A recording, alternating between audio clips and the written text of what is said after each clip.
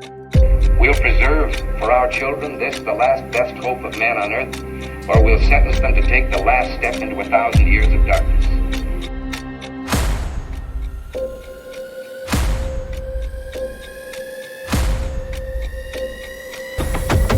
You and I have the ability and the dignity and the right to make our own decisions and determine our own destiny.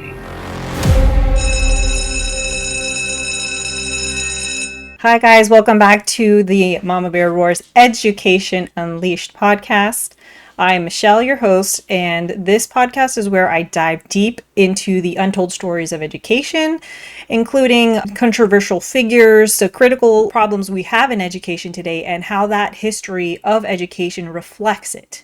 So today I really wanted to talk about how what we have today as education is completely different and almost unrecognizable to what the founding fathers wanted for this country. Okay, so first a little bit about myself. If you've never listened to my podcast, I'm going to start off with my mission statement, which is my mission is to restore the culture of America to align with the values and principles envisioned by the founding fathers. Through bold conversation and commitment to uncovering the truth, I aim to inspire a return to a society rooted in liberty. I can't say this enough. Liberty, accountability, and the pursuit of knowledge. By addressing the critical issues in education and beyond, I strive to spark a meaningful change and to reignite the foundational ideas that built this country and made it great. All right. So there's that. So yes, the founding fathers wanted something completely different. I wanted to compare and contrast what we have today to what the founding fathers have said in their past. And there's plenty of evidence to show and prove that this is not what they wanted.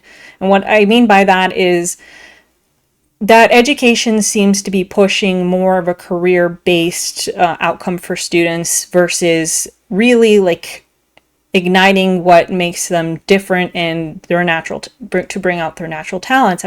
They like to fit everyone in a little box. That's what I recognize anyway. And I also, and this maybe might upset some people, but I've also noticed that even conservative spaces are falling for this trap as well. And I will show you guys later what I mean by that. Because I think it's very important as Christians and conservatives that we sharpen each other. Iron sharpens iron. That is scripture. That's a scripture-based, analogy that we need to point out our issues and keep each other accountable, or else we'll fall into the trap of what the enemy wants. And lastly, I want to explain the better path and the solution to these issues, which is classical education, and more specifically, classical Christian education, at least for conservatives. I also want to reflect on a little bit on why I decided to, I chose this path. I have a previous episode, I think a lot of people watched it, called Why I Became the Mama Bear. I started saying something that was off about education. I've always felt it my whole life. And I think a lot of people nowadays that didn't really do well in school, those are the people that really didn't fit into the box that society was trying to place them in. And I think it really reflects on how I'm living today, because I'm a person that, God gave me a huge sense of justice. What I mean by that is when I see something wrong, I have to point it out and I have to let people know. Because if I stand idly by and don't do anything, I couldn't live with myself. So everyone that knows me knows that I ran for superintendent of schools in Pasco County last election cycle. And at the same time, the reason I was led to do that and God placed it on my heart is because I feel like things aligned that way. During the pandemic, something was sparked into me when I started seeing so much chaos in the world, especially at the school boards, with mothers coming to school boards showing the pornography in books. And I noticed too in my ventures that that's the only thing that was put on the front in the news, when in reality there was so much more. Because when I went to the school board meeting, my first school board meeting, I met a bunch of moms, patriots, conservatives, who showed me that there is something's wrong with the school system. They've shown me contracts. They showed me a lot of woke things that are being woven into the schools. And that's just scratching the surface. So me being who I am, I did the research myself, and I came along upon a book. I was actually a friend that let me borrow it. It's called The Deliberate Dumbing Down of America by a woman named Charlotte Iserbyt. And boy, will I tell you, that book is thick. And not only is it thick, but it's a hard read, not because of big words or anything, but it's basically a bunch of documentation of different events throughout history, everything to do with education and why we are to where we are today. And it took me a long time to finish that book. And for every segment that I read, I did tons of research within that little segment, and boy, I uncovered so much. And so she showed me who John Dewey was, who was the father of progressive education. I made a podcast episode about that, so if you don't know who that is, please go take a listen to that. B.F. Skinner, who was also played a huge part, and a lot of the things I'm going to talk about today are things that he predicted that was going to come and take place, which now that I see it happening now, I'm amazed that these are things that were, they led the path for this to happen. And it's kind of terrifying because no one else really understands what's happening. People don't understand that these are little puzzle pieces. No one sees the bigger picture yet. But when you put all these pieces together, you start seeing it, and this is why I made this podcast, because I'm trying to show everyone the pieces of the puzzle of this huge plan that was placed way back in the late 1800s, early 1900s. As everyone knows, I'm not a fan of the Rockefeller or Carnegie Foundation. They played a big role in funding John Dewey. That's another thing I learned, to push his progressive agenda. And I'm going to talk more about John Dewey because it really ties into the classical education format that I want to talk to you guys about. Everything that he did was basically chipping away at that classical style education to the now progressive style of education that we all know. And it's crazy to see too, and in hindsight, if you look back at, the very famous quote by Rockefeller is, "I want a nation of workers, not thinkers." So it really changed the way I look at education. And I don't think we as a collective in this country understand how much work it's going to take to undo all the damage that has been done by this single man and his ideas.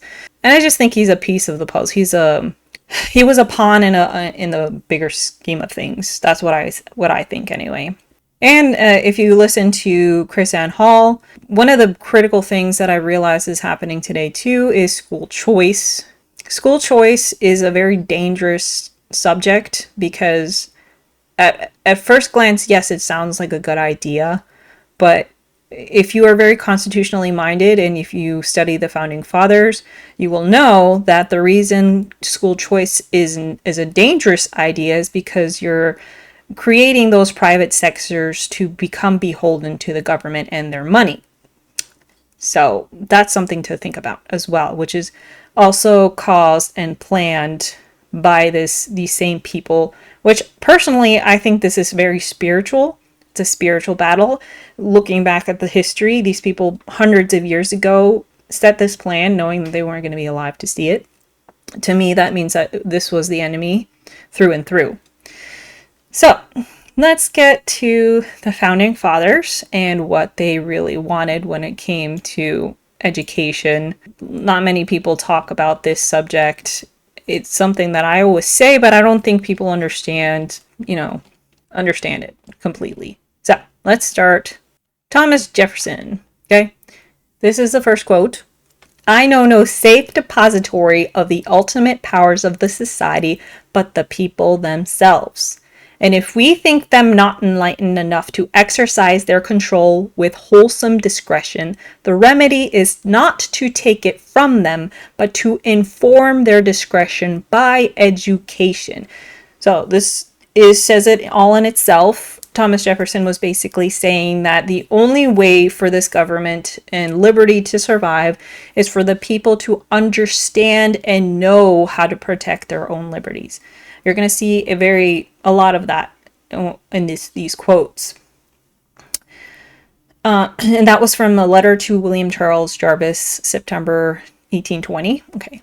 The next quote he said was, "If a nation expects to be ignorant and free in a state of civilization, it expects what never was and never will be." What's interesting about this quote, which was a letter to Colonel Charles Yancey in 1816, is when I read that letter, I was amazed.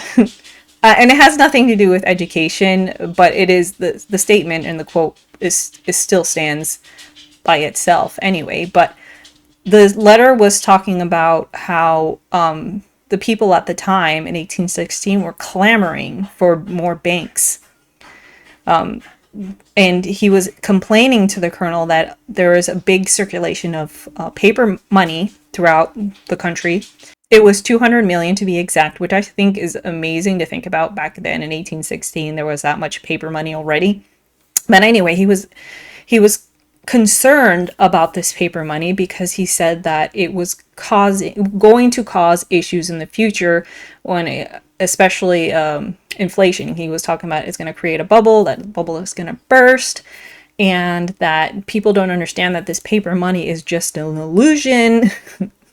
And that hopefully, and this is sad to hear, but in this letter, he's like, well, hopefully when the gold and silver gets back into circulation, people will reject that paper money because that paper money is stupid. Anyway, I went off on a tangent on that. But anyway, and thirdly, enlighten the people generally, and tyranny and oppression of body and mind will vanish like evil spirits at the dawn of day, which was a letter to Pierre Samuel Dupont de Nemours in 1816. So obviously that speaks for itself as well. People who understand their own rights, they understand what civic duty is, that you can't get oppressed and tyranny cannot rear its ugly head because the tyranny is scared of you knowing your rights. And I think it's clear today to see that kids don't know their rights. They don't teach civics the way they should in public school, not the way that the founding fathers had envisioned anyway. There is so much information that the founding fathers wanted us to know that we don't even touch in public school. Okay, so next I'm going to say John Adams. Okay, the whole people must take upon themselves the education of the whole people and be willing to bear the expenses of it. There should not be a district of 1 mile square without a school in it, founded by a charitable individual, but maintained at the public expense of the people themselves. So this reflects a lot of the things of what's wrong with our country right now. Yes, the people do fund public education, but is it maintained by the people? Or is it maintained by the state? Well, I know for a fact that here in Florida, the school board members and the superintendent are always beholden to the state. All the issues that we have ever brought up to them, they're like, our hands are tied. We can't do anything. The law says this. When in reality, like, if a school board member said all these things to a founding father, they'd be rolling their eyes like in disbelief. To me, I don't know. Maybe I'm different. Maybe I'm wrong. Tell me. But I believe that if you have virtue, if you were to stand for what's right, would you care what the state says if it's in the Constitution? I don't know. Maybe I'm wrong. Let me know in the comments if you think I'm wrong about that. Next, we have George Washington. The best means of forming a manly, virtuous, and happy people will be found in the right education of youth. Without this foundation, every other means, in my opinion, must fail. And well, we're failing schools and students today, so I'm guessing we're not forming a virtuous and happy people with the right education, right? Anyway, yes, so what he's saying here is that in order for a society to be virtuous and happy, they have to get the right education. And I really believe that that is classical style education because, and I will talk more about it later. I just wanted to let you know that that's what he means. Okay, next we have James Madison. Learned institutions ought to be favorite objects with every free people. They They throw that light over the public mind, which is the best security against crafty and dangerous encroachments on the public liberty. Oh, I couldn't have said it better myself. Everybody's got to care about education because the enemy will use crafty and dangerous encroachments on liberty. And guess what? It's happened. That's why kids hate this country. That's why when Trump said, "Make America Great Again," they're like, when was it ever great? Well, because they don't know their history and they don't know their natural God-given rights. All right? And so, learned institutions. Again, education should be the place where people learn about liberty and how to protect it. And lastly, okay, I'm going to have two more quotes. Samuel Adams. If virtue and knowledge are diffused among the people, they will never be enslaved. This will be their great security. Again, virtue and knowledge. Virtue, keyword, virtue and knowledge. Not just knowledge and a career, not knowledge about what career, but virtue and knowledge. And I'm not talking about social emotional learning as a sense of virtue, because if you watch my episode about social emotional learning, that is a huge red flag and something the founding fathers would be super against. And lastly, we have Noah Webster. It is an object of vast magnitude that systems of education should be adopted and pursued, which may not only diffuse a knowledge of the sciences, but may implant in the minds of the American youth the principles of virtue and of liberty, and inspire them with just and liberal ideas of government and with an inviolable attachment to their own country. Yes, that is it in a nutshell. Education should be not just about knowledge and of the sciences, but to implant in the minds of the American youth the principles of virtue and liberty, so much so that they love this country. Okay, there you go, black and white. All right, so when you compare all those things that was quoted by our founding fathers, and there's so much more, there's so many quotes and letters about education, and they just wanted to drill it into our heads that liberty cannot be on the back burner ever. Yet we have so many people so complacent and sitting on their hands, and they don't even go out to vote locally on the primaries. Okay? They don't even know what a primary is. They don't know what a midterm is. They don't know anything about what it takes to put the right people in office. They don't even know their own rights. Now, if you have children, I want you to do me a favor, and you can test this on yourself. So this is something that I heard Chris Anhall do as a little test, and it's not, it's like a thought experiment. So she said, I want you to think about the 5 rights protected by the First Amendment. Now, I want you to name them all right now and ask your children if they know this as well. If you did, congratulations. You're one of the, I think, 7% of people that actually know their rights, their First Amendment rights. Yes, I just had to make sure. Yes. If you could name all 5 First Amendment rights, you are one of the 7%. 7% of people that actually know their First Amendment rights.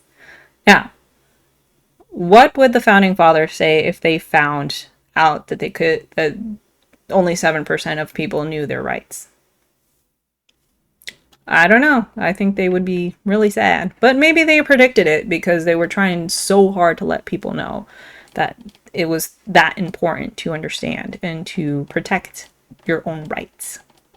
Again, like I stated earlier, this podcast is really about informing conservatives anybody who's an American citizen, really, but mainly conservatives because I am a conservative. And when I say I'm a Republican, I mean that I am a Republican as a citizen in our republic. That's what I mean by Republican.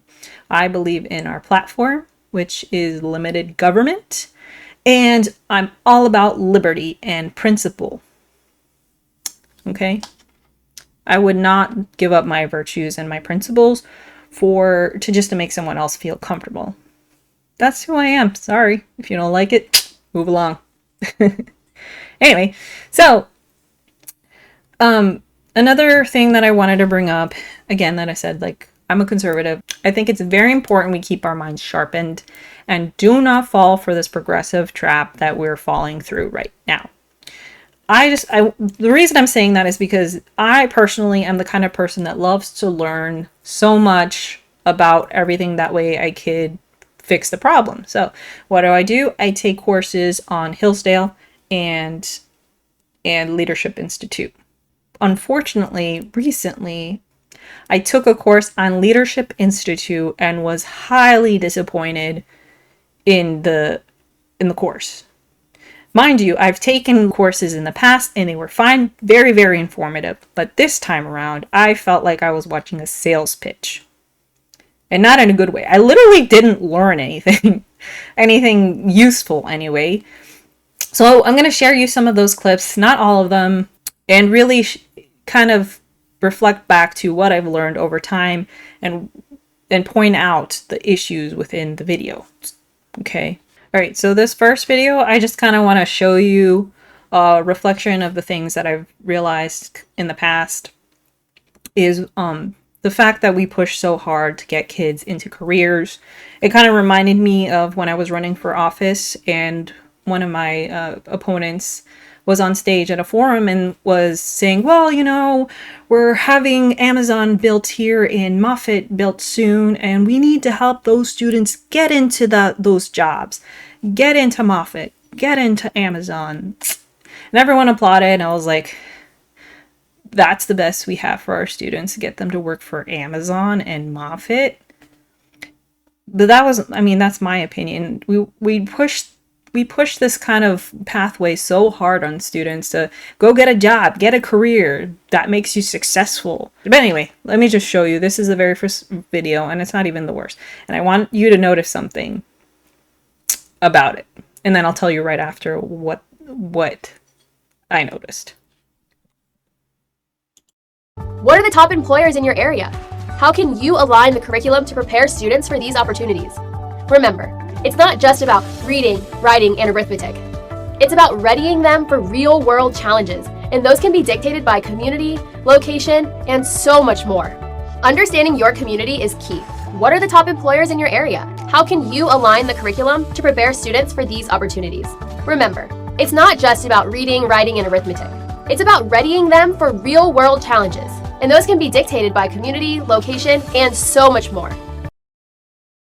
So, the thing that I noticed about that video, which is she said the same thing twice, which I think is a typo, if that's what you can call it. I also noticed that, and you're going to notice it too, that the script is I think it's AI generated. It was an AI generated script because they all say, it's not about this, it's about that. And if you've ever used ChatGPT, they use that form of sentence all the time. So I personally believe that AI was the one that created the script for this course. Secondly, did you see how, it's all about being in the corporate world, having a job application? Why can't we teach our kids to start their own businesses? Why can't we help them become entrepreneurs? Why do we always have this push for working for a corporate, like having a corporate life? That's just something I've noticed. Aside from the whole fact that kids don't know their own rights or know how to read, I think we're under 50% of students are at reading level. I've had many parents and teachers come forward to me telling me these like sad stories about students not knowing how to read. And it's just heartbreaking to hear, but let's get them a job at Amazon, Moffitt, because that's the best we have for him. So this next video is about something that I did read in the Deliberate Dumbing Down of America, which when I saw the video, I was like, oh my goodness, it's happening. It's called Personalization and Student-Centric Learning. It is a B.F. Skinner form of education that was his design or whatever. If you haven't seen my podcast about B.F. Skinner, go ahead and check that one out. So in short, B.F. Skinner created something called operant conditioning. He believed that we were mechanical creatures, that we had no soul, just like John Dewey, which is interesting. And so one of the things that he discussed was that in the future, we weren't going to have teachers anymore, that they'd be kind of standing on the side, monitoring the students while they use these things called teaching machines. And these teaching machines would kind of train the student based on so it basically would condition them to feel good when they got the right answer. So it was based on external controls and doesn't really foster independent thought. So this is what I'm worried about. We all know that social media has been designed to mess our brains up. That's why everyone's saying that young children, teenagers should stay off of social media, stay off cell phones. Those machines are literally designed to wire your brain in a certain way so that you always are searching for that dopamine hit. And so I think the same goes for this technology that we're pushing into the schools. So this is what the next video is about. He's going to talk about personalization, how they were going to flip the roles. So the student's the one, running the game. The teacher's kind of just on the side. Everything that B.F. Skinner said was going to happen is what they're talking about in this video. So just let's check it out.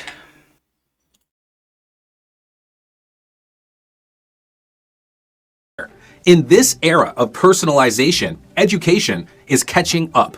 Evidence? Schools implementing student-centric methods in Northern California saw traditionally underserved students not just meeting, but exceeding state and district averages in academic achievements. While there's no one-size-fits-all policy that can be implemented to make learning student-centric, understanding the concept is key to being able to propose policy specific to your community. What is student-centric policy? Imagine a classroom where the traditional roles are flipped. Here, students are not just receivers of knowledge, they are active participants in their own learning journey. This method hinges on 4 key elements: voice, choice, competency-based progression, and the continuous monitoring of student needs. It's about crafting an educational experience as unique as every student in the room. Let's put this into perspective with tangible examples. In Michigan, schools adopting this approach witnessed a notable uptick in student engagement and performance. Students are actively involved in their learning, setting goals, and engaging in projects that resonate with their interests. This isn't hypothetical, it's happening, and it's effective. Transitioning to student-centric learning isn't without its hurdles. Policies and traditional educational structures often lag behind, necessitating a push for more flexible governance and assessment models. But that's where technology can bridge the gap. Technology is the silent hero in this story. It's not just a supplemental tool, but a cornerstone in creating personalized learning pathways, tracking progress, and providing diverse educational resources. Sure, there are dissenting voices. Some argue that this approach is too unstructured or demands too much from students. However, the benefits, such as fostering independence and preparing students for real-life challenges, are compelling counters from its proponents. Through a conservative lens, student-centric learning champions values like individual responsibility and self-reliance. It aligns with the idea of nurturing personal growth and independence, cornerstones of conservative thought. In a rapidly changing world, education must evolve to keep pace. Student-centric learning is more than a trend. It's a vital response to our society's and economy's evolving needs. All right, so there's a lot to unpack there. Again, like I stated before, this is very, very, very close to what B.F. Skinner had predicted was going to happen, that we're going to have personalized education on a teaching machine with the teacher on the sidelines while the student's the one that kind of makes calls the shots. Well, we have to look closely at what he was saying. Okay, first of all, another note that I made is that he said that they're getting this data from California and Michigan. Do we really want to be taking advice from blue states? Just saying. And then another thing that I noticed is he mentioned something called competence-based progression. So, and when I think about that, and I looked it up too, it's really, really aligned with what Charlotte Iserbyt warned in her book, The Deliberate Dumbing Down of America, is that there was this huge push for outcome-based education.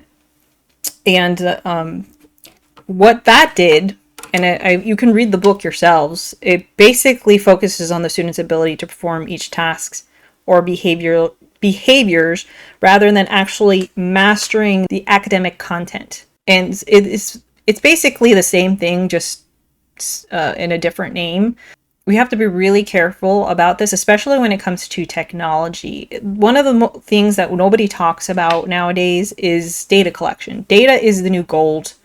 Data is the new oil, whatever you want to call it. Data is what companies are buying from us as an asset. That's why it's really dangerous for these are third-party vendors. Who knows who owns this technology?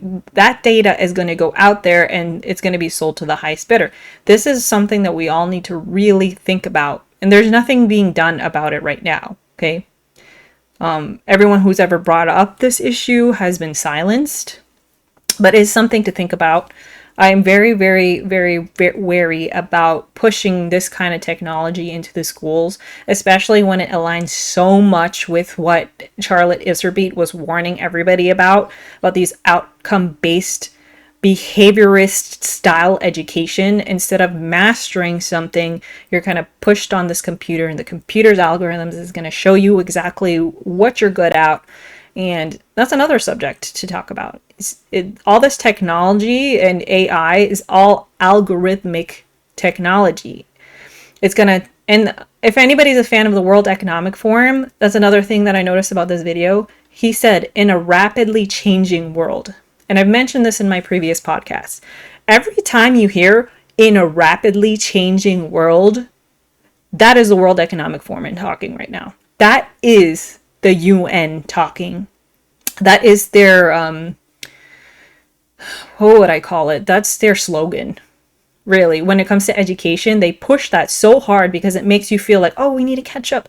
We need to stay with the trends. And one of the videos is about trends, by the way. So that is my take on that video. And so we're going to watch the next one. So this next video is basically what I touched on just right now with the whole rapidly changing world. We got to keep up with the pace. So this one is kind of like to me, it's propaganda. It's telling school board members, oh, you must have integrity and you must be virtuous. But don't forget, we need to keep up with the times and we got to keep up with China. So this is what I gained from this video. Let's just watch it.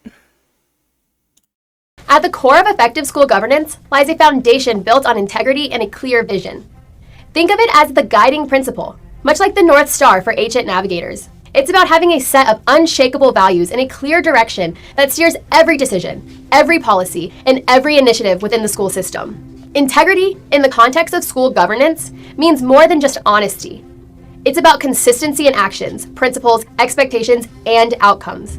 It's about school board members who are not just role models, but also stewards of the trust placed in them by parents, teachers, and most importantly, students. They need to ensure that every decision, whether it's about budget allocation, curriculum design, or student welfare, is made with the best interests of the students at heart. But integrity alone isn't enough. Vision is the other side of that coin. A school board with a vision has the foresight to anticipate and prepare for the future. They recognize that the world is evolving rapidly and that the education system must keep pace. This means not only adhering to traditional teaching methods, but also embracing innovation and change. It's about preparing students, not just for exams, but for life beyond the school gates. Artificial intelligence isn't just a sci-fi fantasy. In schools, AI is revolutionizing governance. Imagine a system that flags when little Johnny is slipping in math or when Sarah's attendance drops. That's the power of data-driven governance with AI, enabling early interventions and personalized learning plans. In Singapore, for instance, schools use AI to optimize resource allocation. It's like having a digital assistant who never sleeps, tirelessly working to ensure every dollar is spent where it matters most. In the heartland of America, a small school in Nebraska made headlines by turning their governance model upside down. They involved students in decision-making, leading to innovative programs like Math in the Real World, where algebra suddenly made sense while planning a school dance. Embracing of innovation aside, the more important aspect of governance is not to view the governing body and board without the human lens. A school board isn't just a group of people, it's a team. A team where trust is the glue that holds everything together. Effective leaders in school governance know this. They motivate, communicate, and sometimes they even bring donuts to the meetings. It's all about building a team that can weather any storm together. In essence, the heart of school governance is about creating an environment where integrity and vision converge to foster a thriving and dynamic educational ecosystem. It's about making decisions that are not only smart, but also right, ensuring that every child's educational journey is rich, rewarding, and above all, fair. All right, so do you see what I see when I watch this video? They make it like nice and fuzzy feeling, like, oh, you're doing your part as a conservative school board member, but you have to keep up with the times. And then the whole data-driven governance, that is a red flag right there. And another thing I want to point out about that same video is the fact that you heard it, right? AI will flag your student, like, put an alarm bell when the student isn't, keeping up with pace. That to me is an issue, that they're pushing teachers out. This is something that I've predicted a little bit, and it's in the book, The Deliberate Dumbing Down of America, with B.F. Skinner, his prediction, and I see it. Teachers are being pushed out. That's why all the good teachers are leaving. All the ones that are not so good seem to be staying. And I'm not saying for all teachers, because I know some good teachers out there, but a majority of the good ones they can't stay any longer, and I don't blame them, but I see the writing on the wall. They're trying to push AI to be the teacher. When you trust an algorithm to do to teach you, that to me is an issue, because you're not, they're trying to push this whole, oh, it's about, the student calling the shots, the student is, driving their own education. When in reality, are they really? We have an issue with cell phones. We have an issue with social media. We have no idea what AI can do in the future when it comes to this subject. That's just something to think about. What I don't like is, it's not that I do not like AI. I actually really do enjoy AI. I think it's a very, very useful tool, but we have no idea what the implications are going to be, what the consequences of this, pushing this so fast into the school system just to keep up. Are we really going to put our students in danger and, as be these experiments for society? These are the things that I think about, and nobody seems to, think, oh, it's a good idea. No, it's not. There are issues. There are problems that we need to think about before we, execute them. So those are my 2 cents on that. Okay, so this next video I'm going to cut in half a little bit, because they're pushing AI again. Oh, imagine a classroom where you have virtual reality and you don't have to go outside of the school walls. You could just go to the zoo with this virtual reality. You can dissect a frog with virtual reality. I want to know who's going to be paying for this. He makes a good point. He said that there will be disparities against, different counties, different sectors of the county, which won't be able to get the funding for those things. So that is definitely something to think about. I personally don't think this kind of technology should be put in the schools, especially if it's going to be publicly funded with our taxes. We don't know what this kind of technology is going to be teaching or pushing. We don't even know what companies are going to be trying to, put their grubby hands on this, as an opportunity to make money. It's all about money, in the scheme of things. But also at the same time, it has to do with this agenda that they're pushing as well, which is globalism. I've mentioned it in a previous episode before. Globalism is real. It's real. Okay, I'm going to show you this video, and then I'm going to show you a couple of people that, solidify what I mean when globalism is being pushed in the classroom. Okay, so let's go ahead and watch.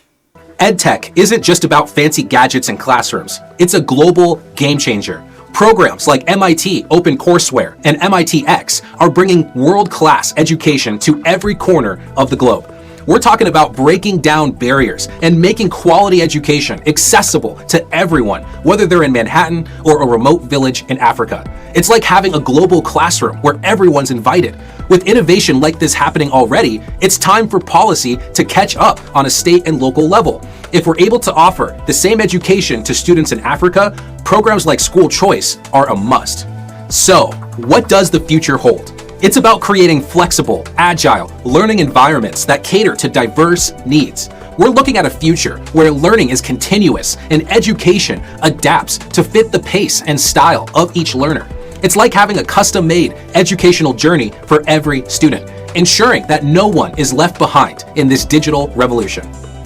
So as you see, they're pushing this whole global classroom thing a little too much. When I saw this video, I was like, oh no, they're pushing the global classroom, the globalism right now.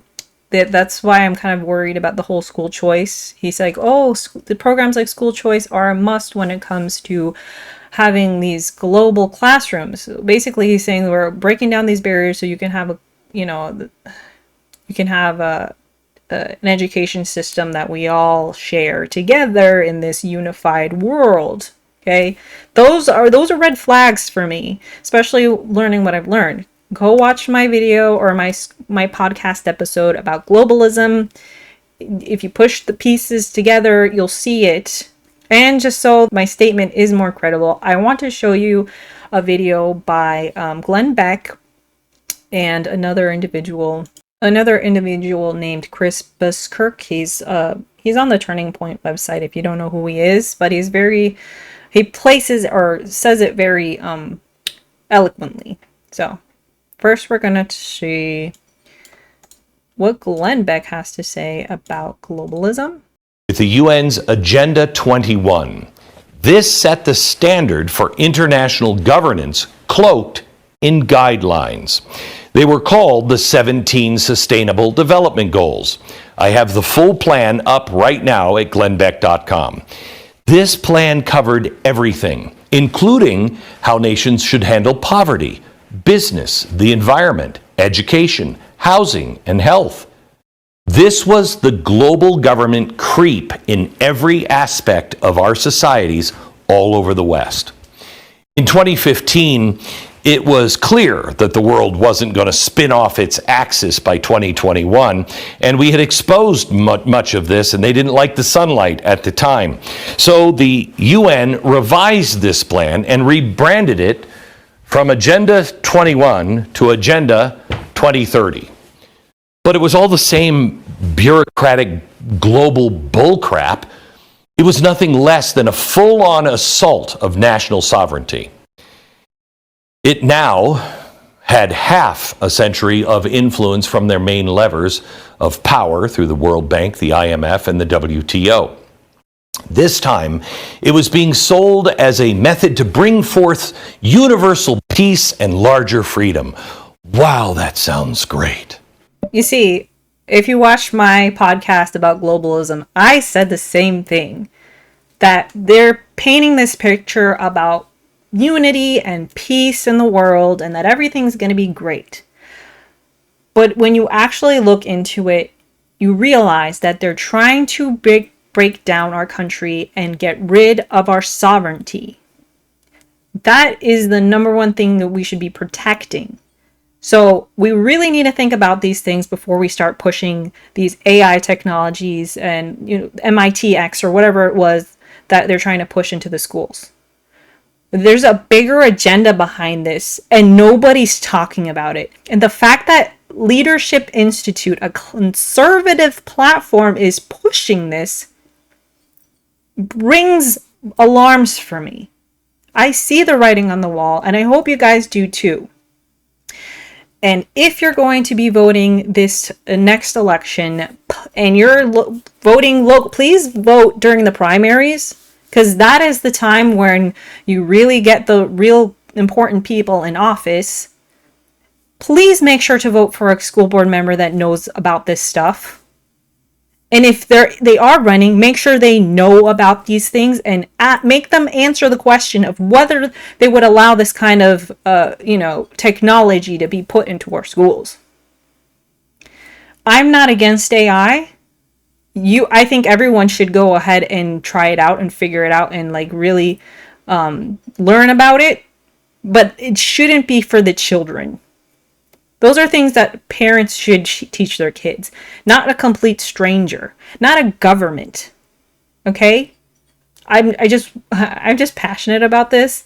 So that's why I'm saying what I'm saying about this.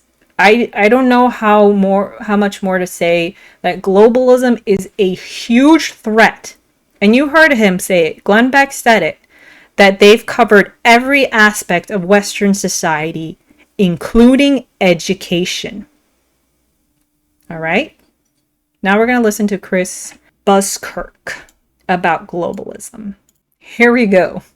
Number one, globalism is an advanced and deviant form of liberalism. Number two, there is a comprehensive ideology that supports what we often refer to as globalism. Three, the globalist ideology is both utopian and dehumanizing. 4. The city-state and the nation-state are better suited to nurturing and sustaining ordered liberty and the good life. 5. Globalism is an impatient, messianic ideology that engages in moral imperialism and is dependent upon violence.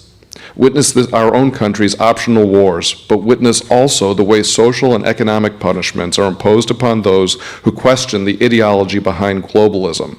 They are shamed, they are deplatformed, they are ostracized, and they are often made unemployable. Those who question the secular religion are shown no mercy. And that's the best way to understand this deviant form of political ideology that we call globalism, as a secular religion that self-consciously seeks to replace revealed religion. James Damone of Google is a well-known example of the shaming, the deplatforming, the dehumanizing, and the rendering unemployable. Number 6. Globalism is a materialist, man-centered ideology that is overtly hostile to biblical religion and the family, which both represent competing power centers and which must therefore be degraded or destroyed. All right, so he said it better than anyone I've known. It is a secular religion that is trying to rid the world of its own sovereignty, or each nation of its own sovereignty, to bring about this utopian world where, you will own nothing and be happy. That's just the reality of it. And to the fact that it's being pushed in our schools and nobody's, blinking an eye about it, kind of concerns me. So that's why I wanted to show you guys Glenn Beck, Chris Buskirk. They painted it beautifully, and now I see it in Leadership Institute pushing it as well. This is something that I cannot say enough. We need to protect our liberty, we need to protect the Constitution, and that will be through the institutions, okay?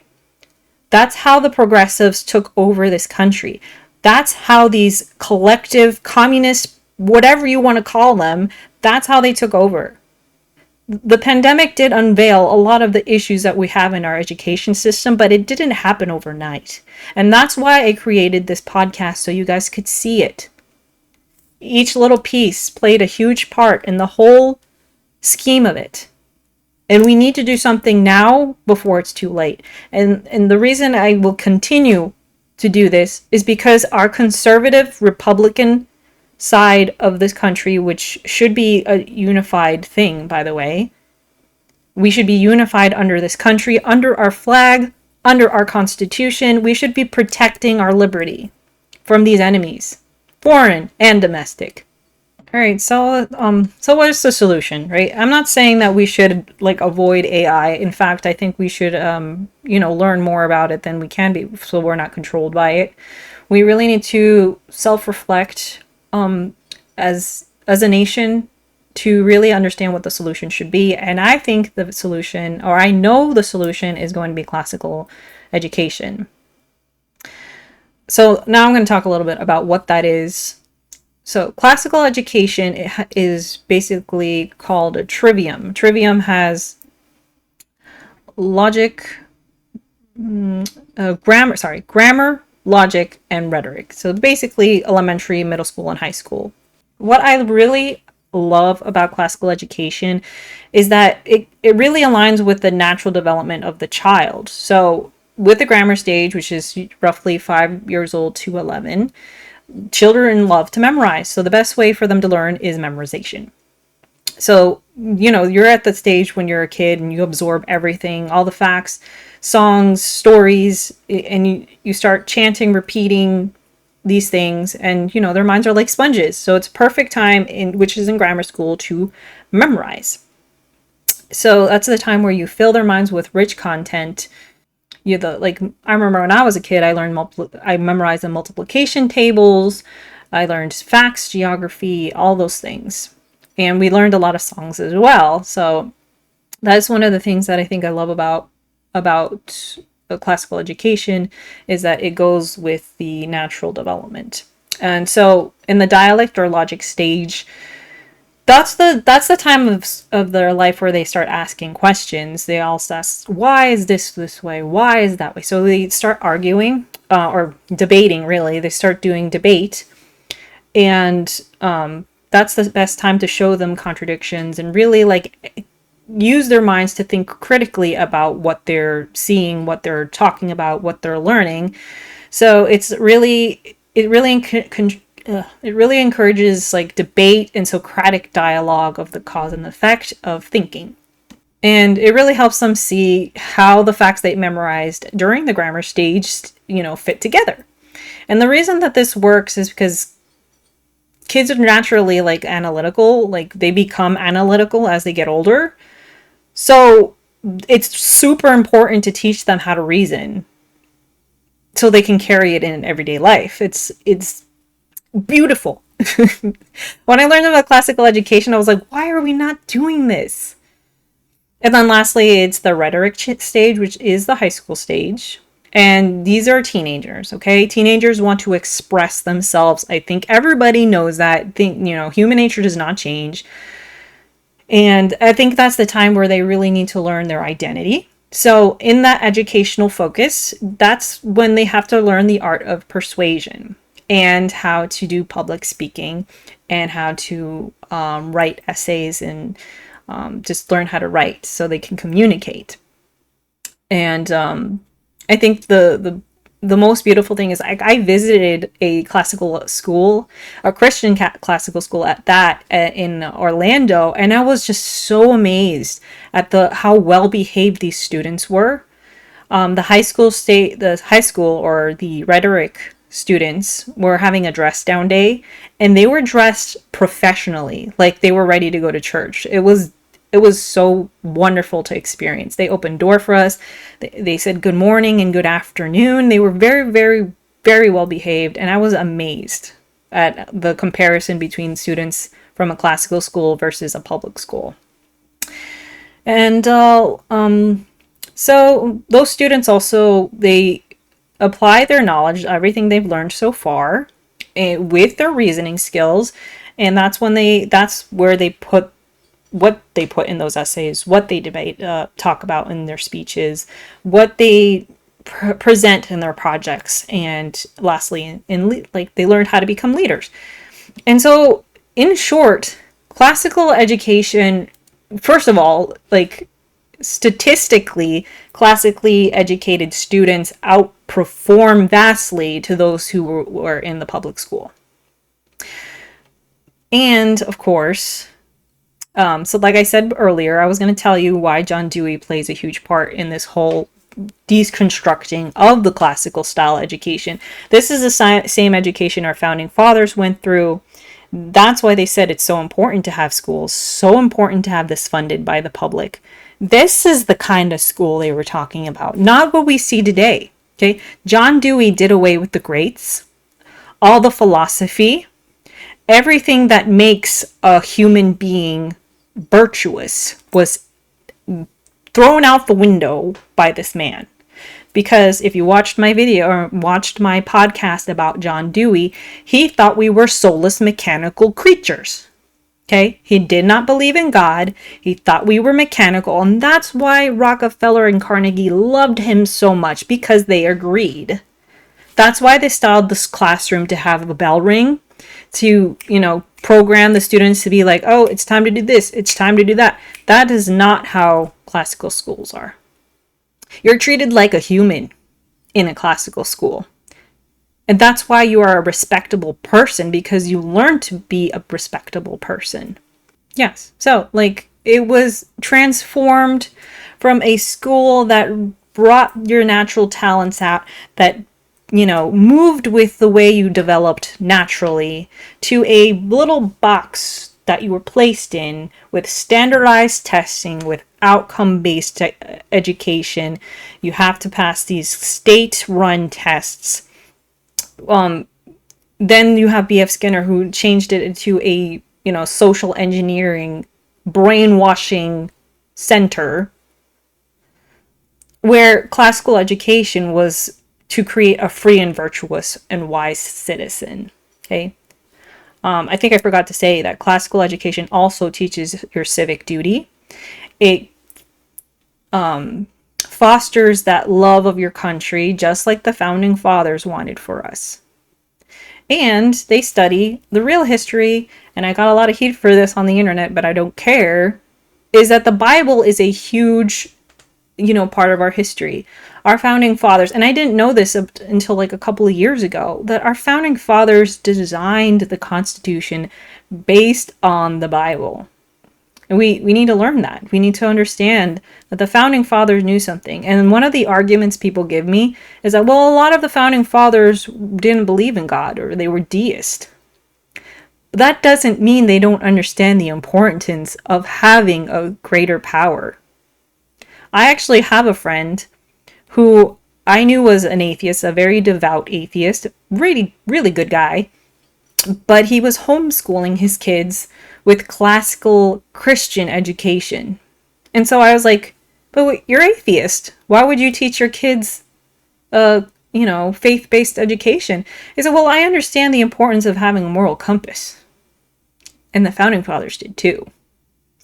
So let's not get it twisted. Okay, you can have the Bible in school and not force kids to worship. But you can also show them that it's important to be virtuous, and it's important to have a moral compass. That is what's important. They mix this thing with, church versus separation of church and state. Well, first of all, that was a lie. Okay, that statement came out of a letter from Thomas Jefferson to a pastor that Congress deemed as a fact, that government and church has to be separate. No, that letter what he actually meant in that letter was that, don't worry, pastor, the government's not going to come to your church because the government can't tell you what to do. So that's my 2 cents on that. We really have to start thinking as conservatives, as Republicans, as Christians, what we are doing and where this country is heading. Please get involved locally. This is happening in our schools. This is coming. AI is coming, and it doesn't belong in the government schools. It really doesn't. So please, again, I reiterate, find yourself a school board member to run for office that understands all of this. Because our future is on the line. This country is on the line. It starts locally. Even if you don't have kids in the schools, these are the kids that are going to be in the future running for office, making choices, voting. It's very important. I will say it again. The institutions were infiltrated by the progressive communist people. A majority of them probably didn't have children. So it is your problem. Even if you don't have kids, this is your problem. I invite you to please subscribe. I am constantly educating myself on what's happening with the trends. and tying it back to history, because there's nothing new under the sun. The enemy is always playing the same game, and I see it. I see the writing on the wall. If you have any questions, if you have any, interest of what to see in the future, let me know in the comments. And thank you for tuning in. So remember, an educated people is a free people, and it starts with you. Goodbye.